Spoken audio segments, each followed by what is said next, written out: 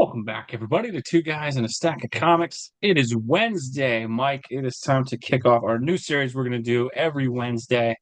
Me and you are going to talk X-Men. We're going to call this tentatively Wolverine Wednesdays, in honor of the greatest X-Men character, at least in my opinion, although these will not all be focused on Wolverine. Our goal in this is to kind of dive through X-Men history, talk about our favorite characters, talk about our favorite runs, examine what's going on in the comics now.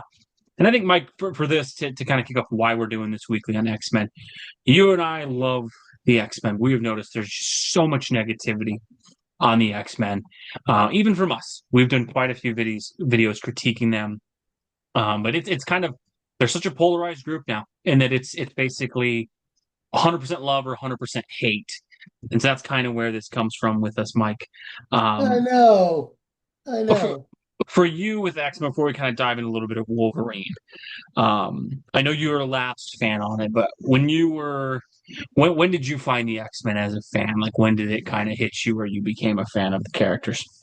Probably in the mid 70s, late 70s with the second generation. Forgive me, folks. I'm a tertiary X-Men fan, Mhm. but I love that where Wolverine was The introduced with giant size X-Men team.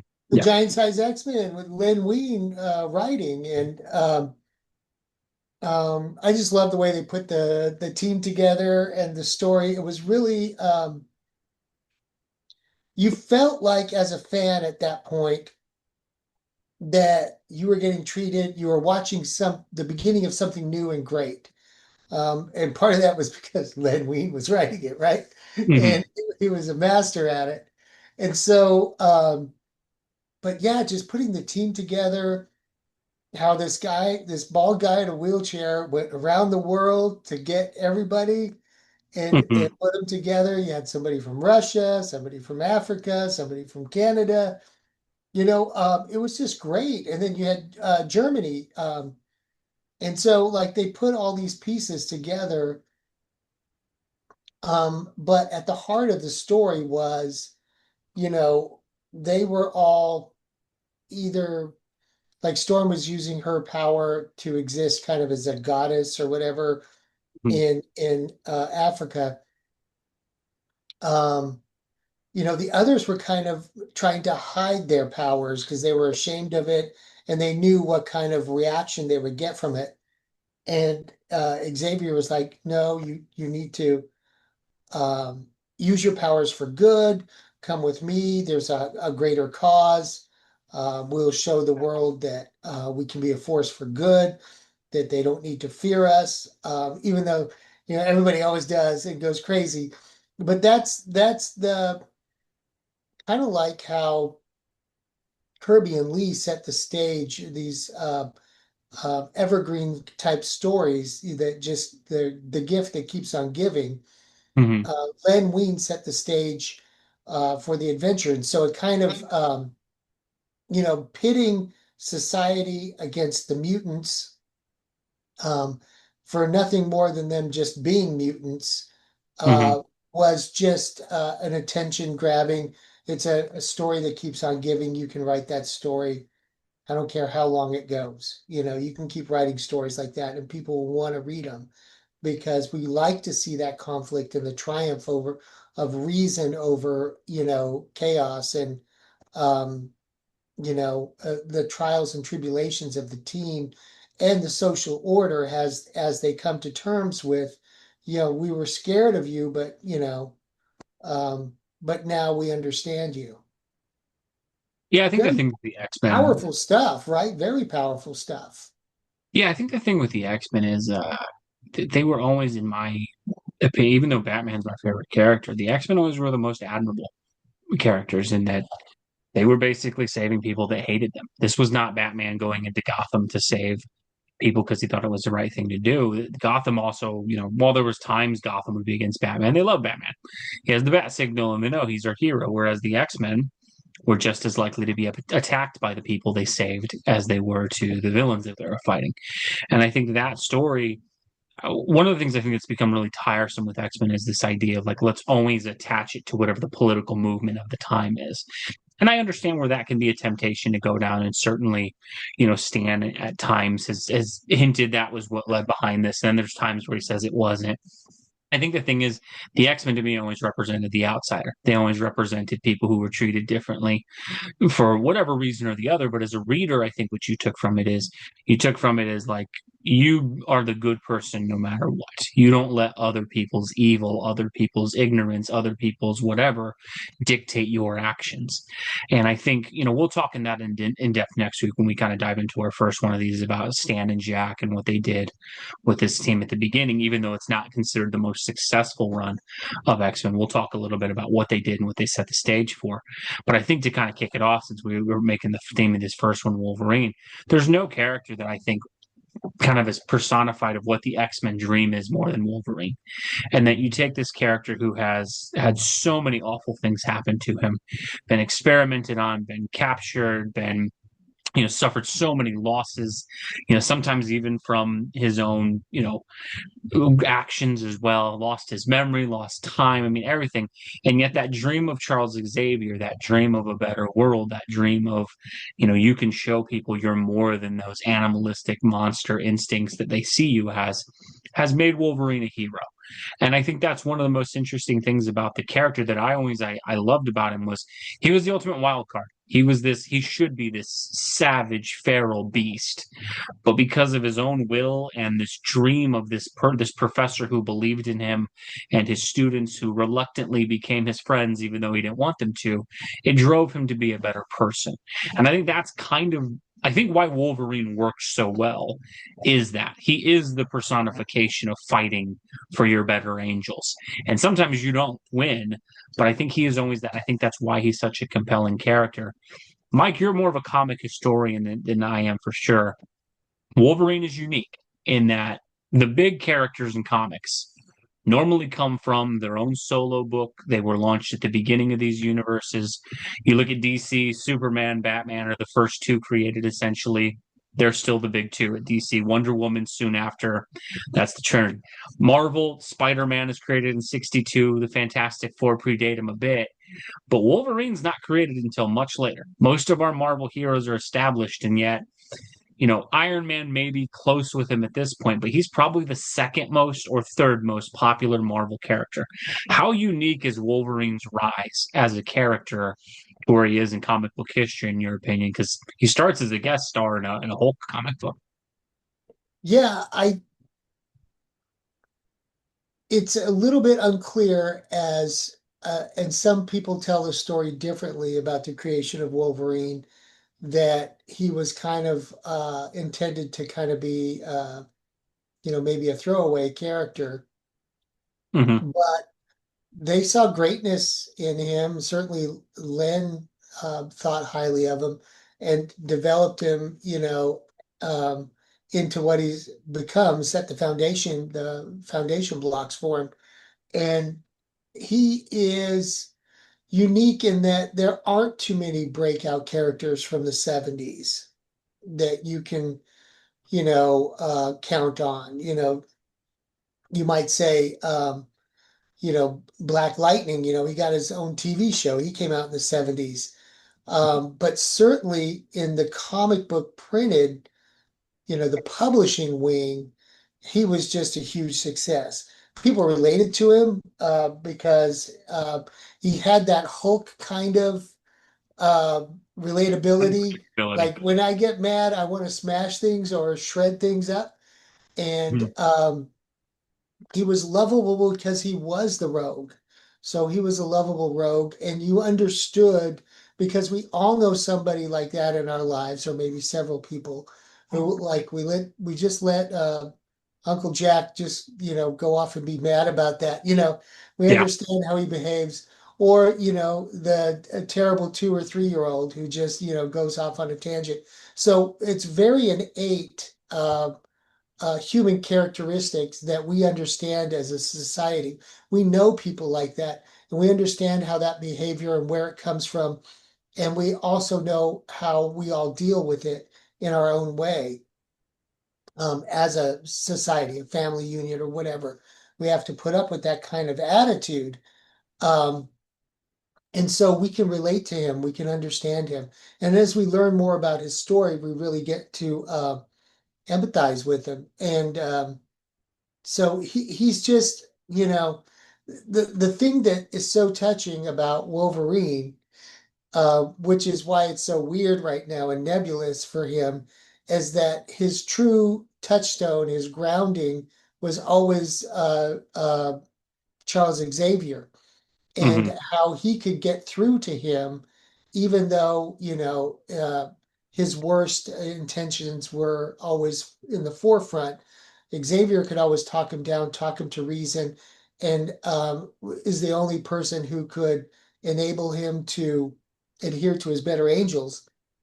Hmm. And you can see, Logan grow from that with each episode or with each story. He learned a little bit about this or that. And in his later years, it's kind of touching in some storylines where he tries to pass that down to the other mutants. But as far as a breakout character, like he's so unique because how many others can you count from the 70s or even the 80s? Yeah, it's crazy that Marvel really are top characters. Deadpool in the '90s, but he's a very recent phenomenon. Really, it's Spider-Man, it's Iron Man, it's Hulk, it's Captain America, it's characters from the '40s like Cap or the '60s like the Fantastic Four and Hulk. There's really very few, and even DC Comics. It's Batman, Superman, Wonder Woman kind of carrot. You've got Barry in the '50s and Hal Jordan. You really don't have anyone of his level. And look, frankly, I mean, outside of Batman, Superman, and Spider Man, you might make an argument for Wonder Woman and Iron Man at this point because of how the success of the movies. I don't think you can list five superheroes who are more popular than Wolverine. And it's kind of crazy that some of that's incredible costume design. I mean, where he has such great costumes. I think one of the reasons that fans liked him so much and why I always thought he was a cool character is he was unapologetic. Wolverine, in a world of the square jawed superhero with the hands on the hips doing the right thing, Wolverine's the guy smoking a cigar, drinking a beer, and getting in a bar fight.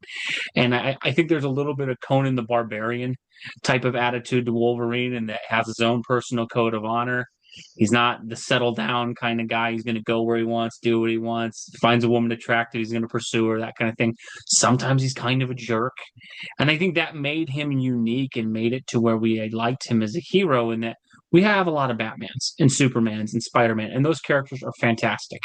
He really stood out on his own as this different sort of, like you said, Hulk is very similar in that it is this superhero who is very unique, very different, and unpredictable. And I think that was what was cool with Wolverine is even as a fan, there's a lot of X-Men comics where you're like, Wolverine's kind of a jerk. And you sort of love him. I mean, he's sitting there flirting with Cyclops' girlfriend right in front of him, and you're like, you should hate that guy. But as a Right. fan of the character, you're like, that's who he is. And I think Yeah. there are, fan bases like Cyclops' fans are probably not big Wolverine fans.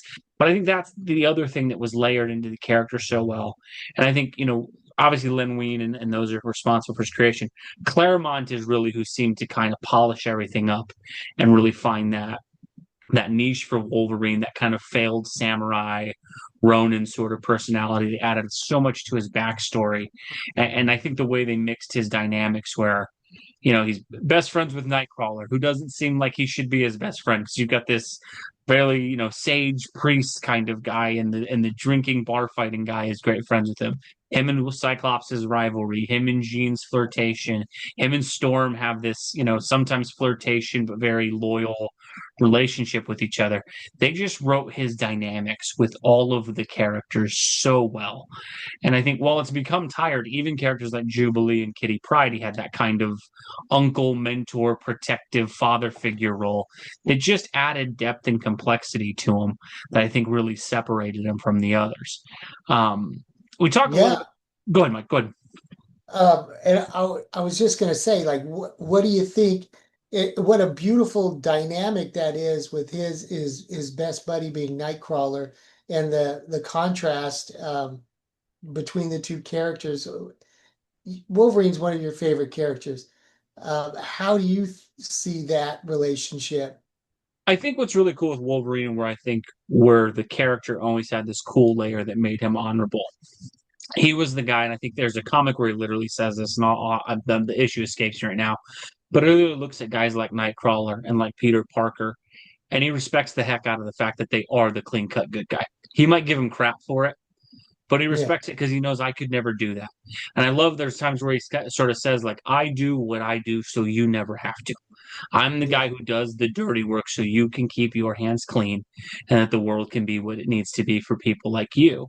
And I think that's what always made the character cool. And where I think they've gone a little too far in recent years is they've made him too heroic.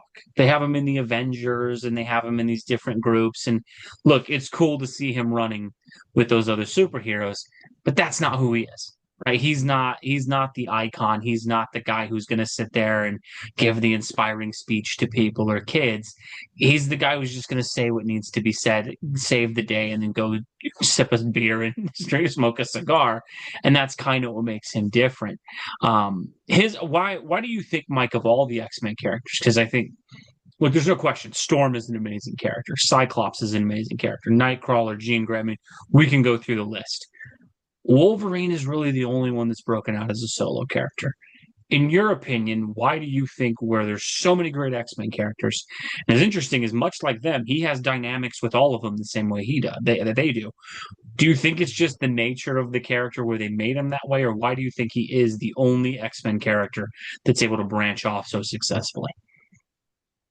I think part of it is because they tried to branch everybody off all at the same time, and that diluted the brand. I think uh, probably a better approach would have been to build up each one individually, maybe, and try and release them. But Wolverine, like you said, he has these qualities that we love to see and interact with in the story. We like to watch how he resolves conflict differently than most people because we live vicariously through him.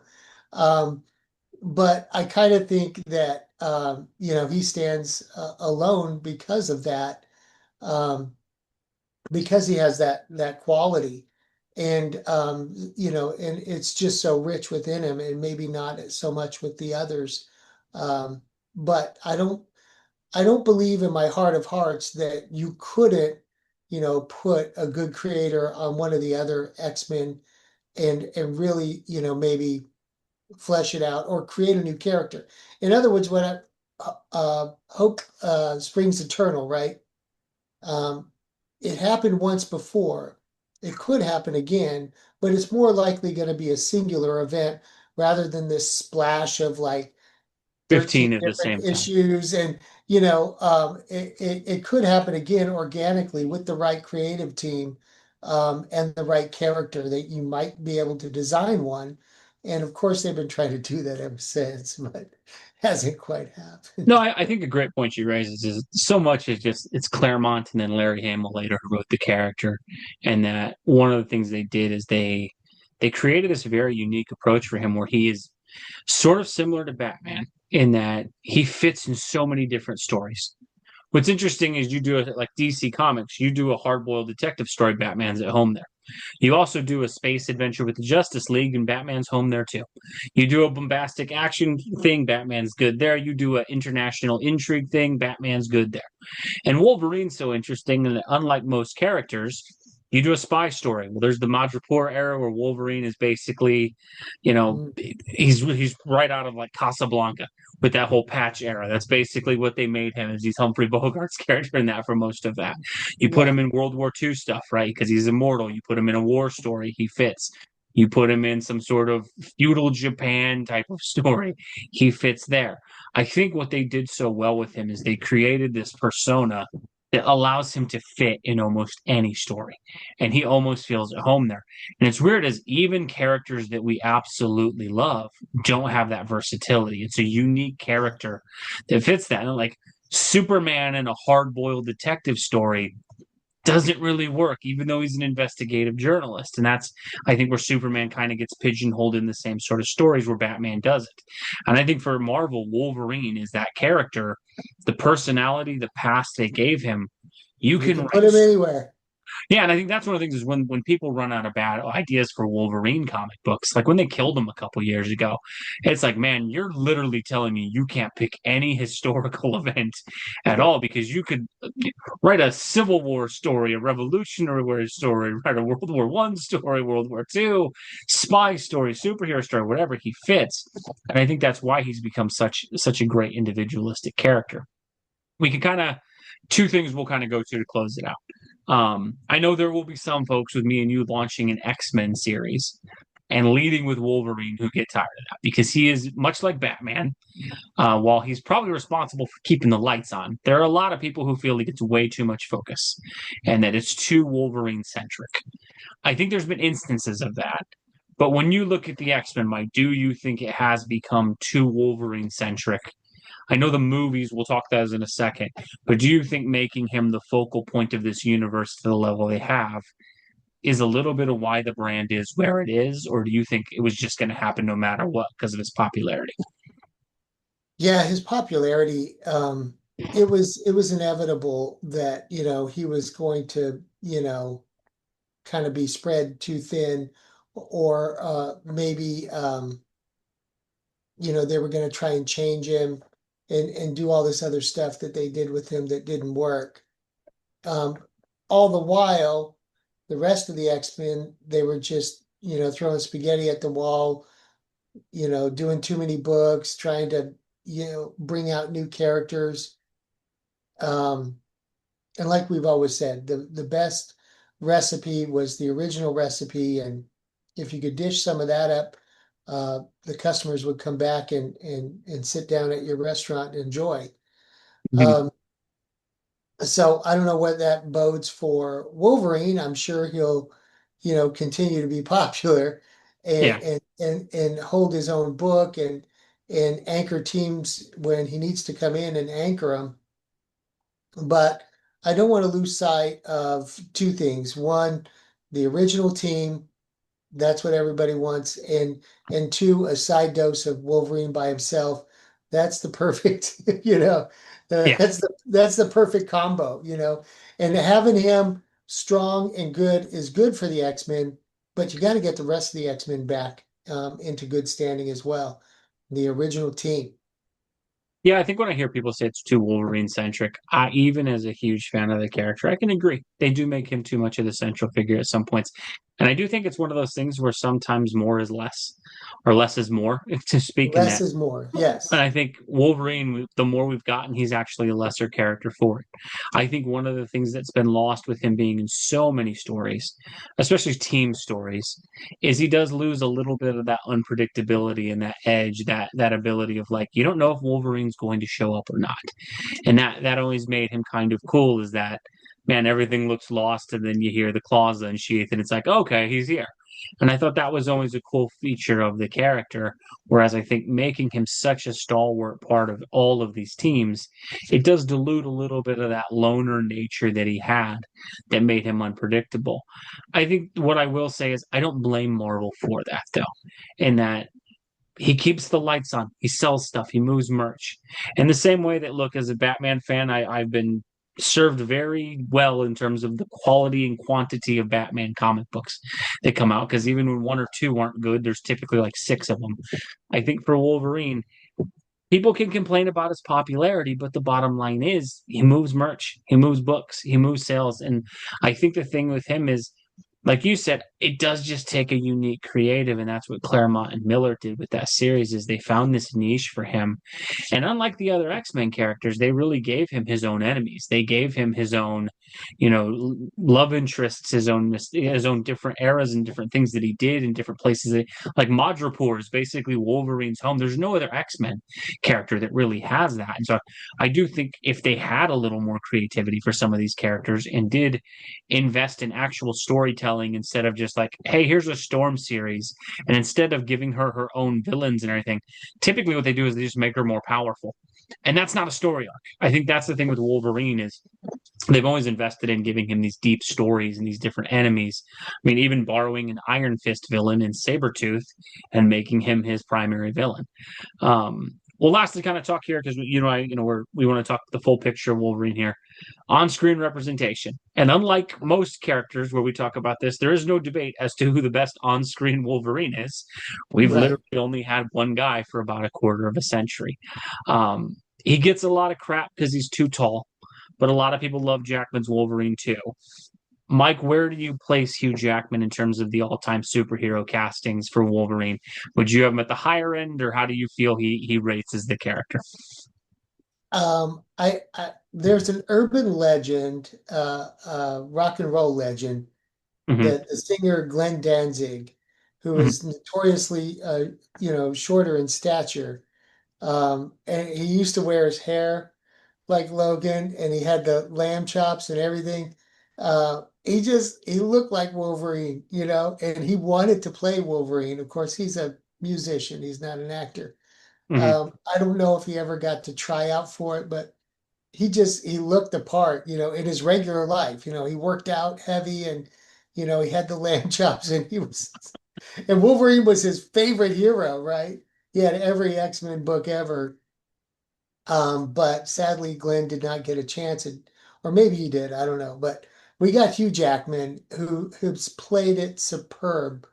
And I love his interpretation of Wolverine. I think he hits the character spot on. For me, I'm not a uber Wolverine fan, but for me being a regular Wolverine fan, I love Hugh Jackman's Wolverine, and I don't know what they're ever going to do if he decides he doesn't want to do a Wolverine movie. I have no idea what they're going to do because they're up a creek there.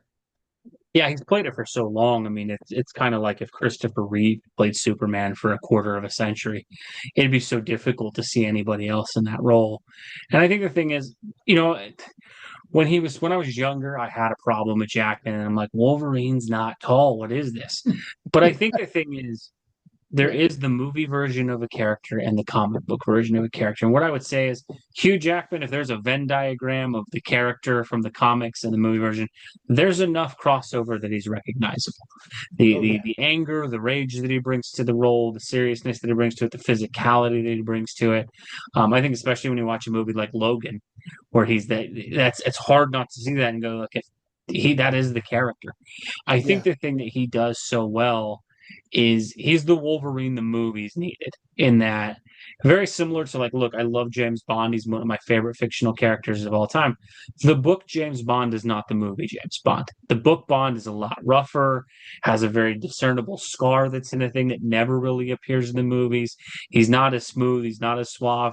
But there's enough crossover when you watch Sean Connery that it's like, okay, this is the polished up Hollywood version of the character. And I think much like movie Bond probably superseded comic or book Bond, Hugh Jackman's Wolverine in a lot of ways kind of superseded the comic book Wolverine, and that millions of people view him as Wolverine. And I think he does a good enough job that it's like, you know what?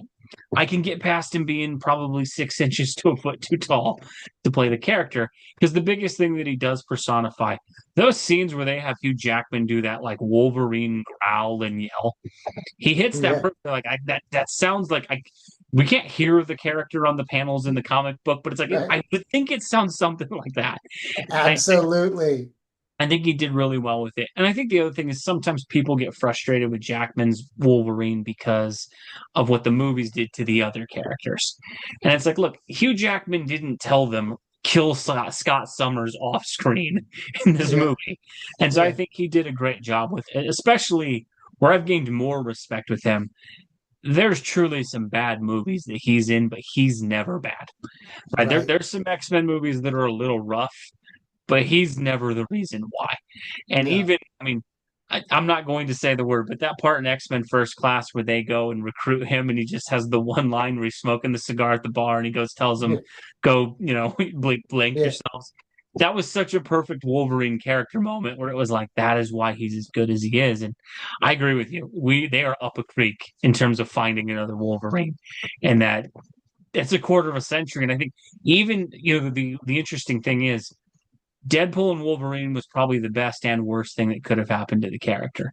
And that I think the new generation of fans might have been willing to accept a new Wolverine, But once she gave him what she did, even your new second generation comic book movie fans, once they see that, I think it's hard for them to go, oh, let's get a Right. new Wolverine in. Mm. And so it'll be interesting to see where they go.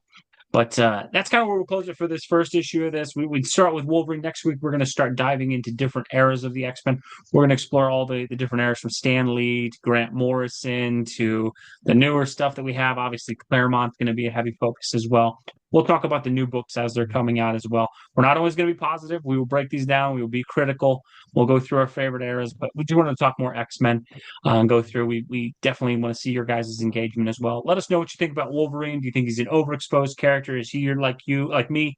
Is he your favorite character in the bunch? Let us know what you think. And if there is a favorite run of Wolverine for you, let us know down below.